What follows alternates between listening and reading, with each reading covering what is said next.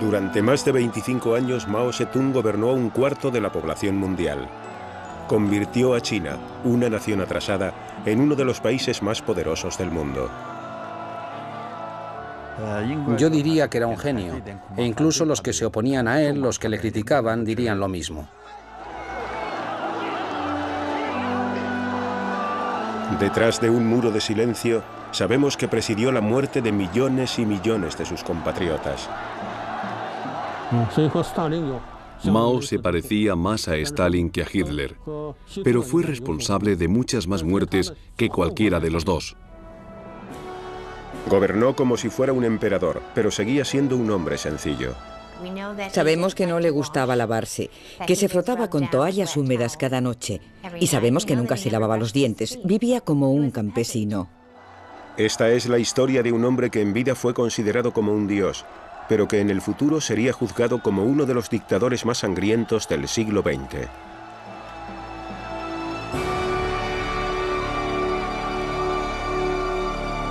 Mao Zedong.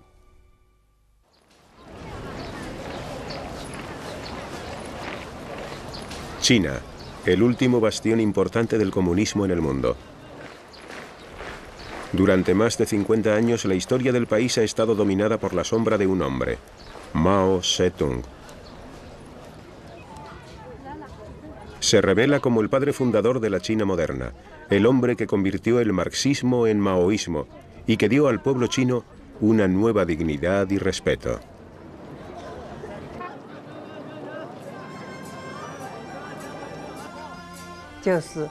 La gente creía que Mao Zedong les traería la felicidad.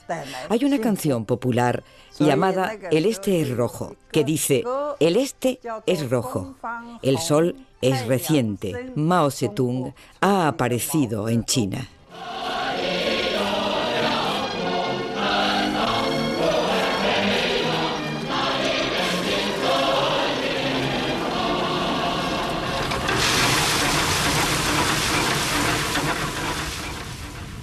Mao procedía de una familia de campesinos. Sus padres y sus abuelos poseían una parcela de 1,5 hectáreas en la población de Shaoxanshang.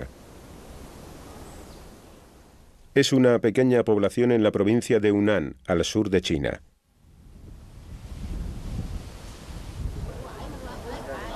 Fue aquí, en esta casa que ahora es un museo, donde nació Mao el 26 de diciembre de 1893.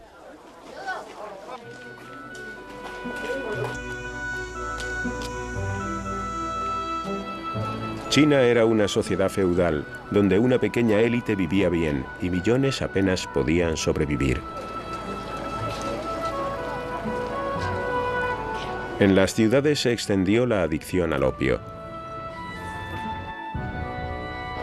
En el campo, los señores feudales gobernaban como si fueran reyes e imponían salvajes impuestos.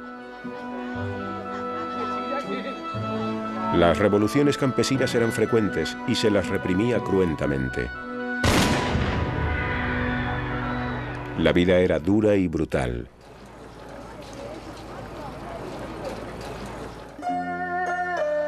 La familia de Mao era de mejor condición social que otras muchas. Su padre, Mao Zedong, era un hombre que se había hecho a sí mismo, de marcado temperamento, que creía en las virtudes del trabajo duro y a menudo pegaba a sus hijos. Mao y sus 2 hermanos pequeños eran más felices junto a su madre Wen Chi-mei, una budista analfabeta pero entregada que intentaba protegerles. Mao tenía una relación muy estrecha con su madre. Pasaba mucho tiempo discutiendo con su padre y en sus últimos años, cuando fue a visitar la tumba de sus padres, Mao dijo que su madre había sido mucho más importante para él de lo que fue su padre. A la edad de 6 años, el joven Mao ya trabajaba duro durante horas en los campos de su padre. Recibió una corta educación y para cuando cumplió los 13 años ya trabajaba a jornada completa en la granja de su padre. Cada vez era más impaciente. No tenía educación, pero tenía una ambición que él ignoraba. Y esta era una muy buena combinación. No sabía qué hacer consigo mismo, pero siempre tenía un apetito voraz por la lectura y un espíritu de aventurero radical. Cuando tenía 14 años, su padre arregló su matrimonio con una muchacha de la localidad, pero Mao por aquel entonces ya sabía que quería escapar de la vida local y nunca la aceptó ni vivió con ella.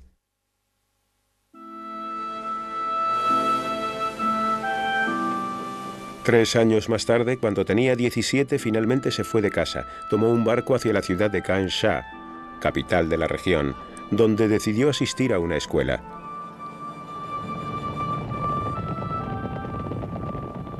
Casi inmediatamente se vio envuelto en una revolución.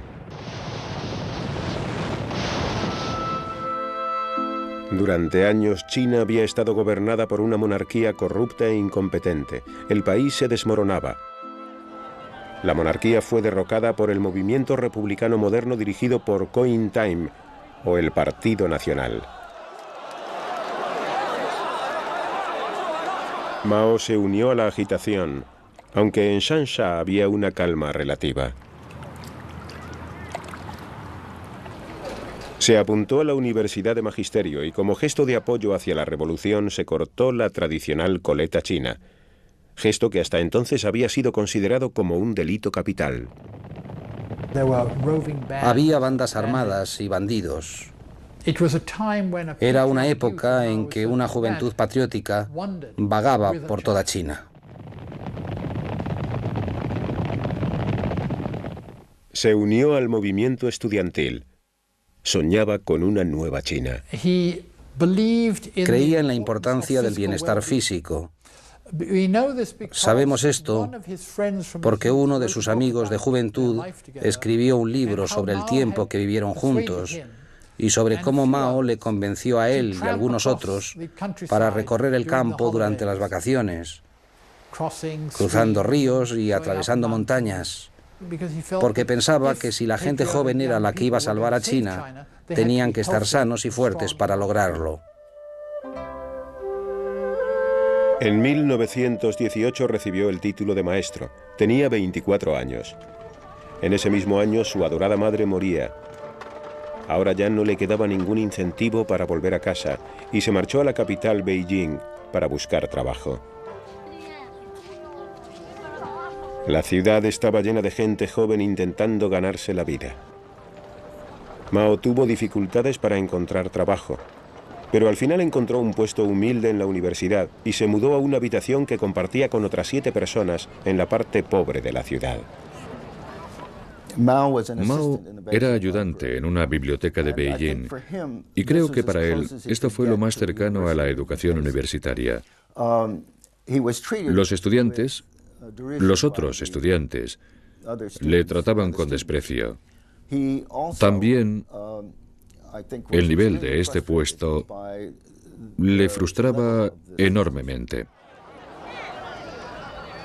Fue en ese momento, al mezclarse con los estudiantes, cuando Mao oyó hablar de la revolución comunista en Rusia y se quedó fascinado. Parecía ofrecer nuevas esperanzas para los campesinos oprimidos de su propio país. Mao se convirtió en un marxista revolucionario y miembro inaugural del Partido Comunista Chino.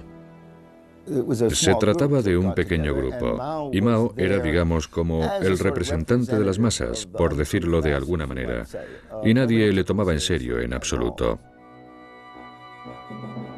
Mao volvió a la provincia de Hunan para predicar el comunismo entre los campesinos. Con él se llevó a su nueva esposa, la hija de un antiguo profesor suyo. Pero le quedaba poco tiempo para la vida familiar. China entonces estaba gobernada por un violento anticomunista llamado Chiang Kai-shek. En 1927 abatió a sus oponentes radicales. Miles de comunistas fueron brutalmente aniquilados. A muchos les dispararon y golpearon.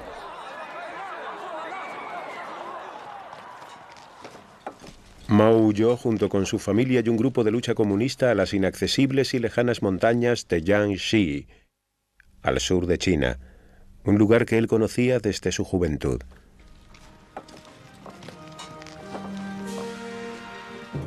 Tenía casi 40 años, era un hombre perseguido y había una recompensa por su cabeza de $250.000 de plata. Iba a erigirse como la figura revolucionaria más importante de China.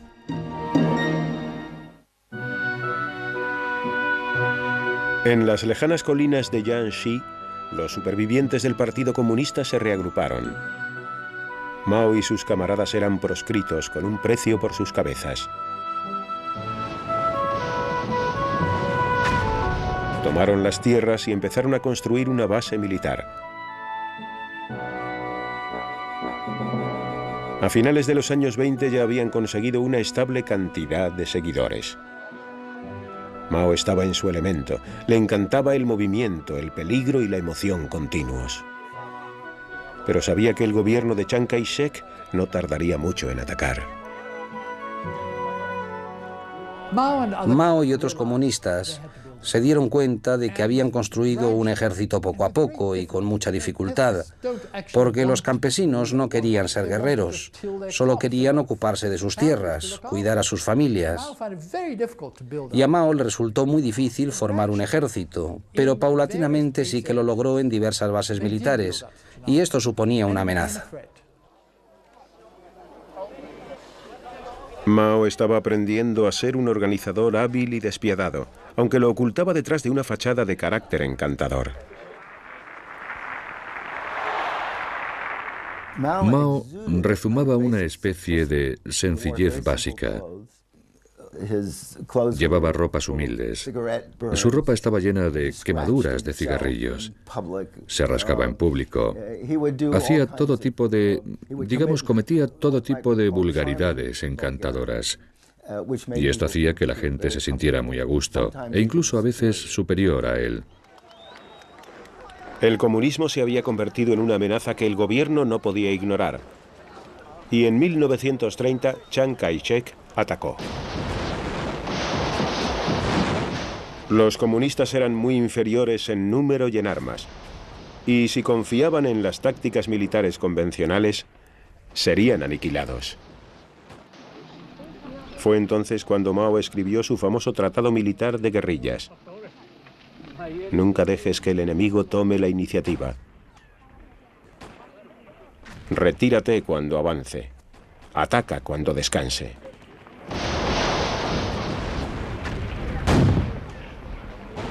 Una de las primeras víctimas fue la esposa y compañera de Mao, Yang Kai-hui, que murió en un combate de guerrillas. 6 meses más tarde, cuando las tropas del gobierno se acercaron, Mao se volvió a casar. Su nueva esposa era una guerrillera llamada Hol Shei-chen, pero fue un matrimonio que vivió en constante fuga. En 1934 había casi 1 millón de soldados del gobierno rodeando el campamento comunista. Incluso la guerra de guerrillas se hizo imposible. Los comunistas aceptaron su derrota y se vieron obligados a retirarse. A medida que se retiraban, discutían sobre qué harían después. La mayoría de los líderes quería realizar su última hazaña heroica. Mao, casi completamente solo, se opuso a ello, y después de semanas de retirada, afectado por las derrotas militares, se vio obligado a comparecer. Eligió justo el momento oportuno, cuando todo el mundo estaba harto. Habían recorrido cientos y cientos de kilómetros sin saber dónde iban, y él vio este momento como la oportunidad de llevar a cabo una confrontación y convertirse en el líder. Fue una confrontación histórica, el momento en que Mao se convirtió en el líder incuestionable. Partiendo desde el sur, desde Jiangxi, en la mayor retirada de la historia militar, un viaje de unos 10.000 kilómetros atravesando China hasta Shanxi en el norte. Fue conocida como la Larga Marcha. Los ataques que recibían los soldados comunistas eran constantes durante todo el viaje, y el precio a pagar fue alto. De las 100.000 personas que partieron, solo sobrevivieron menos de 20.000. Pero la larga marcha salvó a los comunistas de una muerte segura y convirtió a Mao en una leyenda viviente. En la escuela aprendíamos cómo Mao y el Ejército Rojo escalaban montañas nevadas y las cruzaban. Eran muy heroicos. Sacrificaban sus vidas por China y también por la liberación del pueblo chino, por supuesto. Un año más tarde, en 1936, el líder comunista se refugió en la aislada ciudad del norte de Yenan, demasiado lejana para que las fuerzas del gobierno les alcanzaran. Entonces, igual que ahora, Yenan era una ciudad pobre dedicada al comercio y rodeada por escarpadas montañas, y olvidada por los sucesivos gobiernos. Mao y los demás líderes comunistas instalaron sus viviendas en las cuevas típicas de la región. A medida que el rumor de que había creado una nueva base se extendió, nuevos seguidores se añadían, atraídos por su fama de proscrito. Mao podía llegar a la gente tanto a nivel individual como a nivel colectivo. Era un gran comunicador. Pero también tenía una cierta habilidad para escoger el lugar donde contar su historia. En Yenan especialmente lo hacía fuera de la ciudad, con las cuevas donde vivía la gente a sus espaldas. Y el estado primitivo de estas cuevas implicaba que había una necesidad de renovarlo todo. El sonido de los caballos, el ruido de los equipos militares, los gritos de los soldados en la distancia, hacían, especialmente para la gente joven que llegaba a Yenan, que todo resultara mágico.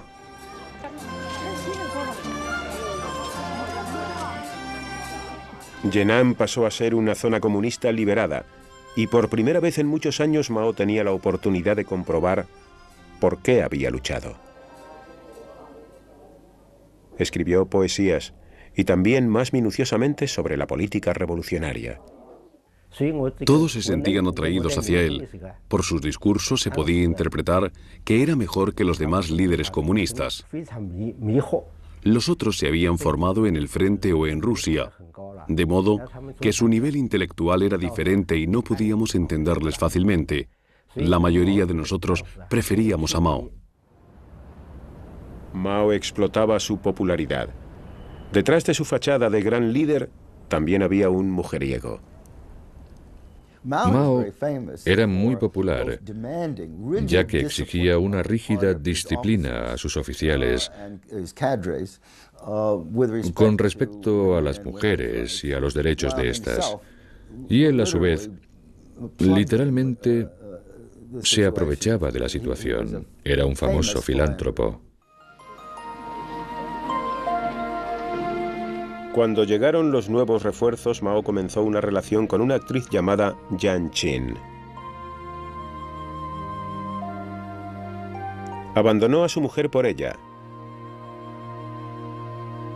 Y al año siguiente contraía matrimonio por cuarta vez.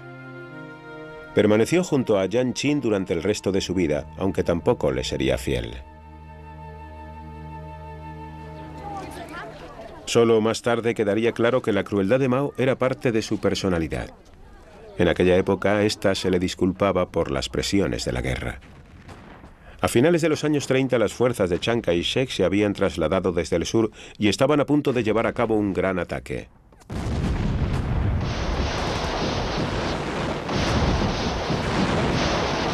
La ayuda llegó de un lugar inesperado. El antiguo enemigo de China, Japón, invadió China, cometiendo verdaderas atrocidades entre la población civil.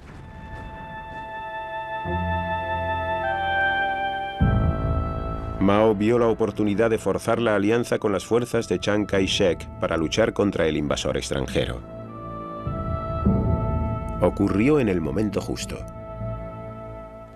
La invasión japonesa hizo posible que Mao obtuviera mayores honores, así como el apoyo popular, con el fin de lograr que Chiang Kai-shek desistiera en sus ataques contra los comunistas y formar un ejército contra los nipones. 3 años más tarde, China y Japón entraban en la Segunda Guerra Mundial.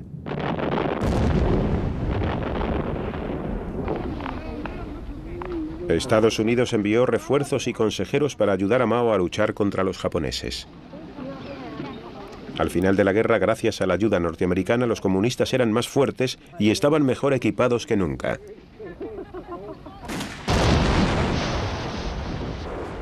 En 1949, después de una serie de batallas contra las tropas del gobierno, las guerrillas de Mao invadieron el país y entraron en la capital, Beijing.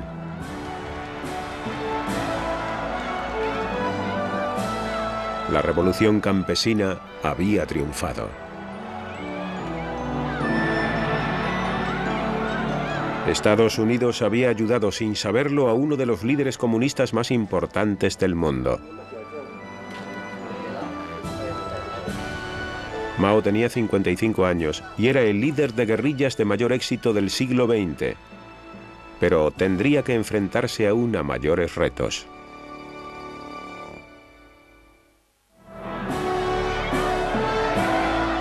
El 1 de octubre de 1949, en la plaza de Tiananmen de Beijing, Mao Zedong proclamó el nacimiento de la República Popular China.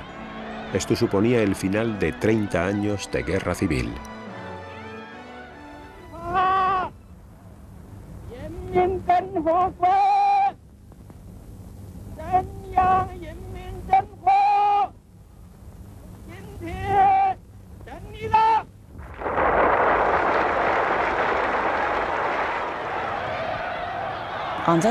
Ese día se nos pidió que fuéramos a la plaza de Tiananmen. A mí me pareció que Mao era una gran persona y el salvador de China, porque hasta aquel momento yo había presenciado la corrupción del gobierno. Por eso le admiraba mucho y por eso llevé a mis compañeros de la universidad.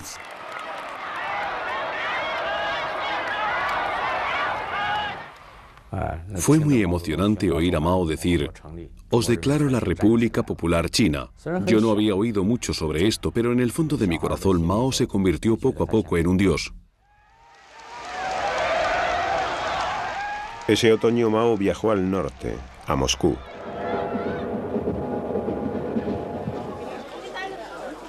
Era su primer viaje al extranjero y no sabía lo que le esperaba. Pero estaba impaciente por introducir a China en el siglo XX y esperaba que su aliado más importante, la Unión Soviética, le ayudara. El líder soviético Joseph Stalin le estuvo dando largas durante semanas, y cuando al final los dos líderes se encontraron, sus relaciones no fueron buenas. Stalin tenía poco interés por China y Mao se sentía decepcionado por la forma tan superior en que éste le trataba. A pesar del caluroso recibimiento, Mao abandonó Moscú desilusionado con su aliado soviético. China tendría que solucionar sus problemas sola. De vuelta a casa, mantuvo su promesa hacia los campesinos y anunció un programa de reforma de tierras.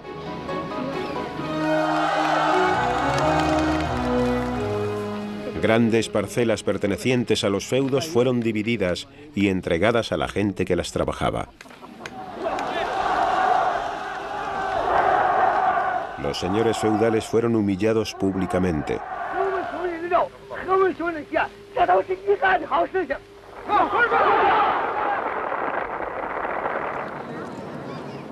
Pero en las ciudades el respaldo era menor hacia el comunismo, y mucha gente se resentía de la rígida posición del partido. Había un resentimiento general hacia la rigidez con que el partido trataba a todo aquel que no fuera miembro del partido, hacia la forma en que gobernaban el país, concretamente entre los intelectuales que pensaban que por tradición pertenecían a la élite del gobierno y que ahora habían sido desplazados por oficiales del partido que apenas tenían una educación primaria en el mejor de los casos. Mao percibió el descontento y en 1956 llevó a cabo el primer experimento de democracia en China. Una invitación abierta a los intelectuales del país para que expresaran sus opiniones. Dejó que 100 flores florecieran, que 100 escuelas de pensamiento se expresaran. Se esperaba la peor de las críticas.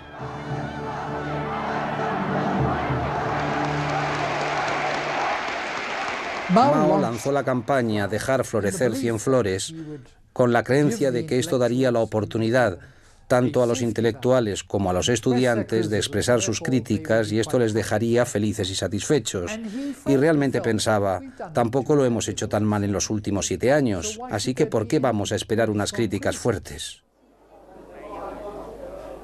Pero había malinterpretado el sentimiento general. Aparecieron grandes carteles que criticaban al Partido Comunista y a Mao le afectó mucho la severidad de los comentarios. Mao estaba muy nervioso. A medida que aparecían más y más carteles, cada vez estaba más intranquilo, y uno de mis amigos, que era su secretario, incluso me dijo que había enfermado debido a la preocupación.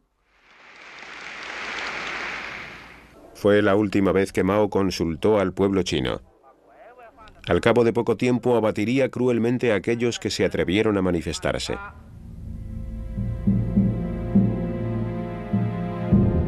Cientos de miles fueron clasificados como derechistas y perdieron sus trabajos. Decenas de miles fueron enviados a prisión.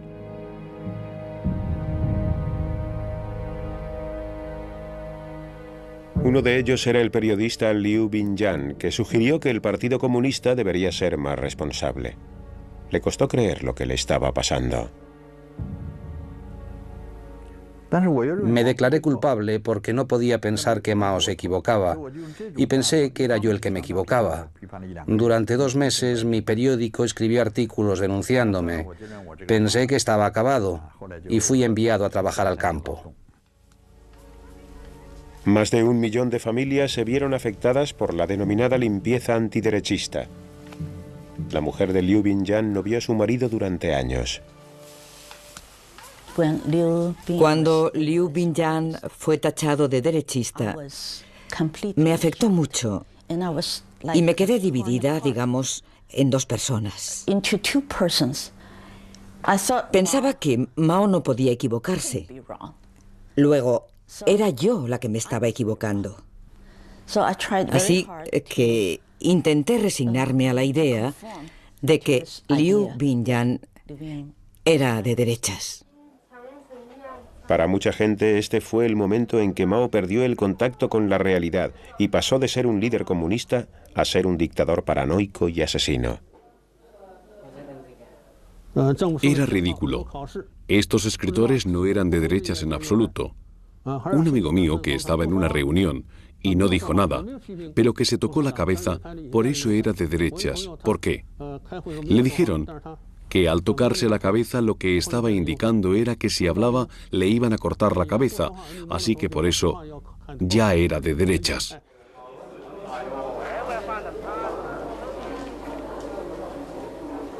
Pero a Mao ya no le importaba. Rodeado de sus hombres de confianza, tenía ahora libertad para perseguir sus ideales personales. Pocos se podían imaginar a dónde llegaría esto. En 1958, Mao abandonó Beijing para hacer una de sus giras periódicas por el país. Estaba impaciente por el ritmo tan lento de cambio que llevaba todo y temía que se hubiera pasado el momento para la revolución. Creyó que era el momento de agitar el país y hacer resurgir el antiguo entusiasmo. Mao era alguien que creía en el movimiento. Le encantaba la agitación. Así se lo dijo a su médico. Y está bastante claro por la forma en que se comportaba, y parte de su personalidad era parte de su vida marcial y de la existencia de la guerrilla. Eso es lo que era la revolución. Cuando Mao recorrió el país, de repente se quedó atónito con el potencial del gran ejército de trabajadores.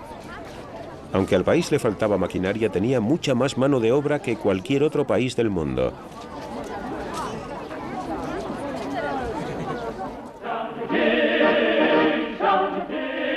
Ese verano habló de pasar a la acción y lo llamó el gran salto adelante, una movilización masiva de millones de chinos.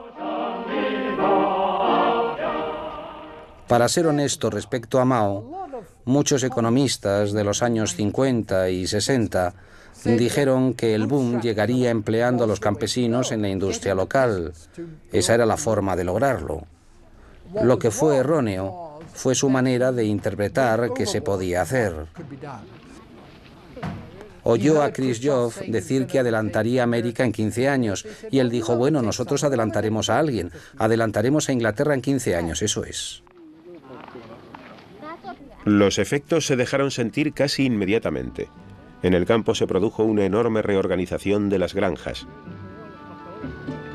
En menos de 12 meses, 900 millones de campesinos, que igualaban en número a la población de los Estados Unidos, se emplearon a fondo en las granjas colectivas.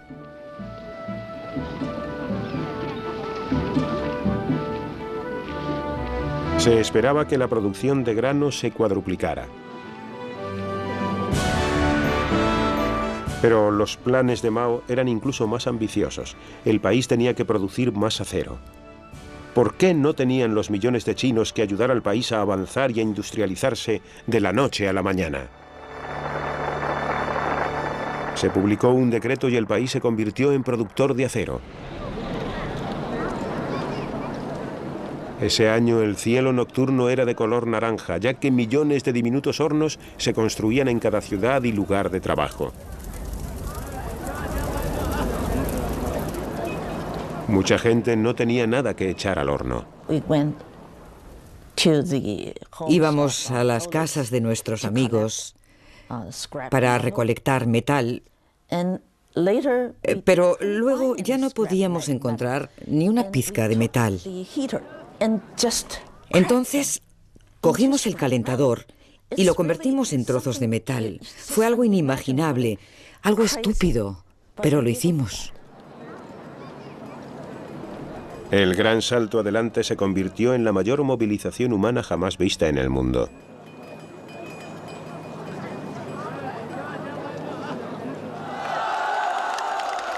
Los informes reflejaron un enorme crecimiento de la producción. Mao quería oír buenas noticias, y como los recuerdos de la limpieza antiderechista todavía estaban frescos en la memoria del pueblo, nadie le contradecía. Mao se volvió ciego y sordo. Estaba aislado y enfermo, como un emperador en su palacio.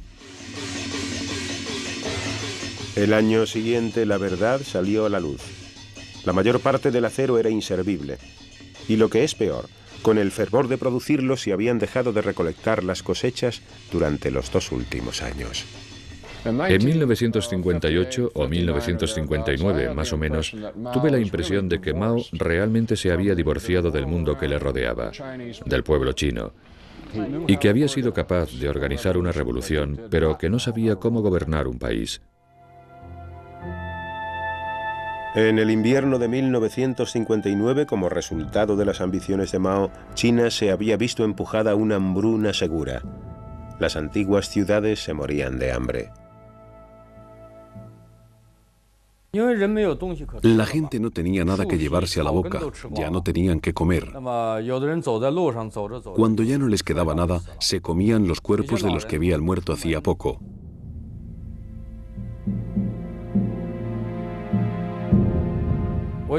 Voy a contarles una historia real. Un marido le dijo a su mujer, si todos nosotros intentamos sobrevivir, ninguno lo conseguirá. Voy a darte mi comida, y cuando yo muera quiero que te comas mi cuerpo y que críes a nuestro hijo.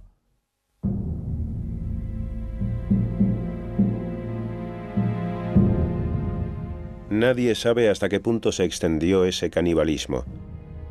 Pero recientes informes sugieren que entre 1959 y 1961 murieron de hambre 40 millones de personas. Fue la peor hambruna de toda la historia.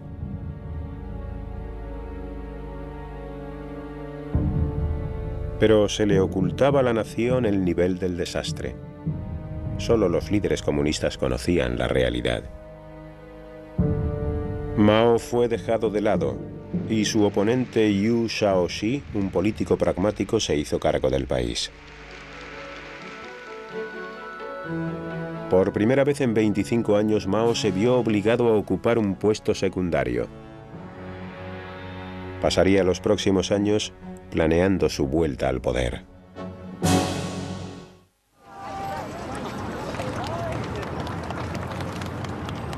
En 1966, Mao, a la edad de 73 años, se dio un baño al que se le dio mucha propaganda en el río Yangtze. Durante años observó consternado cómo el líder chino desmoronaba su revolución. Ahora era el momento de volver al panorama político, y esta fue su forma de decir: miren, he vuelto.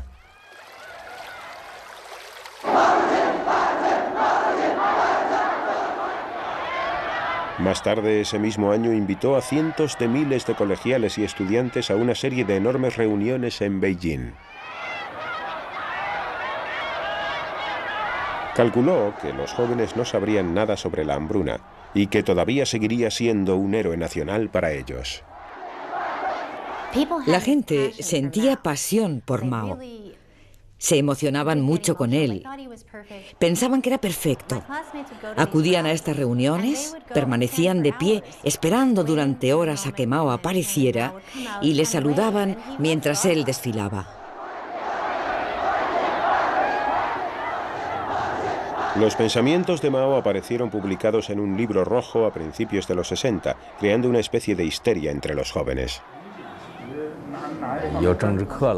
Había publicaciones todos los días en los periódicos promocionando a Mao y al Partido Comunista. Decían que era el salvador del pueblo chino. Su imagen estaba presente en todas nuestras vidas, por todos los sitios. Cualquiera que tuviera la oportunidad de estrecharle la mano, ya no se la lavaba. No se lavaba la mano durante semanas, y todo el mundo quería tocarle la mano a aquel que hubiera podido tocar la mano del gran Mao. Mao estaba convencido de que el líder de la nación estaba reintroduciendo el capitalismo. Con una total indiferencia hacia el proceso natural de cambio político, reunía a los estudiantes con el fin de derrocar a los capitalistas, término con el que se refería a sus oponentes políticos. China dio la bienvenida a lo que luego se llamó la Gran Revolución Proletaria Cultural. Mao era un gran manipulador del proceso político. Estaba creando el caos intencionadamente con el fin de retomar el poder del partido. No estaba loco. Era muy consciente de que estos conflictos que él estaba creando debilitarían a sus oponentes, con lo que él restablecería su propia autoridad y su propio control. El caos se extendió por China como un relámpago cuando el ejército rojo de Mao se encargó de la limpieza de los asuntos políticos. Muchas de sus víctimas fueron sus antiguos enemigos, los intelectuales.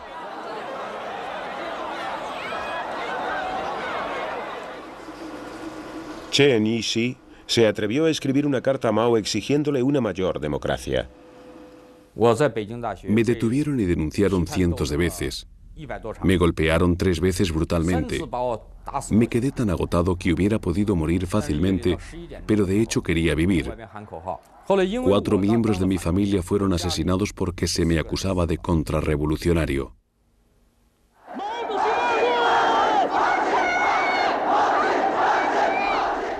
Hubo familias destruidas, padres separados de sus hijos. De hecho, en la oficina de mi marido torturaban a la gente hasta la muerte. Los envolvían con una manta y los golpeaban hasta que morían. Y luego tiraban los cuerpos por las ventanas y decían que había sido un suicidio. Mao estaba al frente del poder.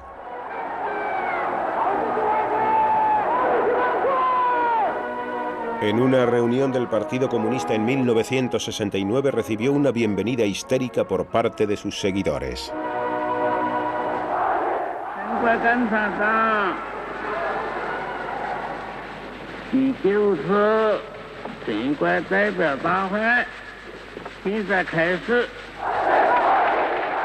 No tenía escrúpulos a la hora de explotar esta nueva popularidad. A medida que el arma roja se extendió por el país, se entregó abiertamente a su antigua afición por las mujeres jóvenes. Tenías que pensar en Mao como si fuera un cantante de rock. Era como si al tocarle ya no volvieras a ser la misma nunca más. Las mujeres jóvenes querían estar con él, servirle de la forma que fuera. Todas mis compañeras de clase querían entretenerle y por eso iban en secreto, sin que lo supiéramos, al centro de la comedia y le divertían. Así que para él no suponía ningún problema encontrar a chicas que se acostaran con él. A finales de los 60, más de 1 millón de personas habían sido asesinadas o encarceladas por el Ejército Rojo. Los oponentes de Mao habían sido derrocados del poder. Incluso él se había dado cuenta de que ahora era el momento de restaurar el orden. El Ejército Rojo se desmanteló. Muchos fueron enviados al campo a tranquilizarse. Tras años de caos en China, Mao ahora trataba de liberar a la nación de su aislamiento con respecto al mundo. Era su última y principal iniciativa. En un gesto característicamente audaz, recurrió a su archienemigo, los Estados Unidos, e invitó en 1972 al presidente de Norteamérica, Richard Nixon, a una reunión en Beijing. Primera ocasión de diálogo entre los dos países durante más de 3 décadas. A Mao le gustaba la compañía de Nixon, aunque la delegación norteamericana tenía dificultades para encontrar sentido a lo que decía.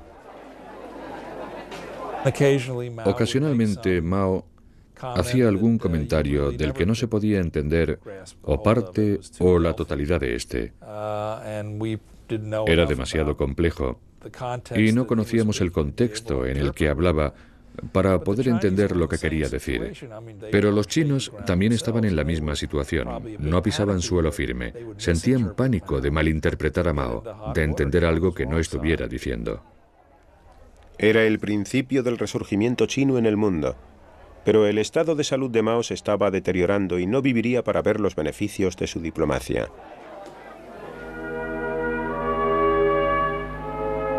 El 18 de septiembre de 1976, Mao moría a la edad de 83 años.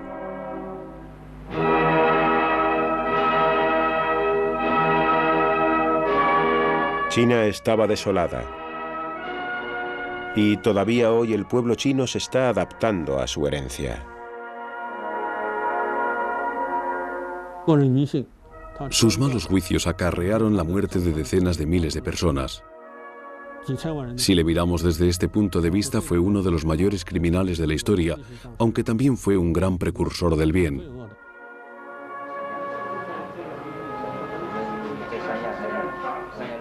Había 2 caras en el carácter de Mao, y sin él la revolución no hubiera sido posible. Pero también era horrible y cruel. Era al mismo tiempo un monstruo y un genio.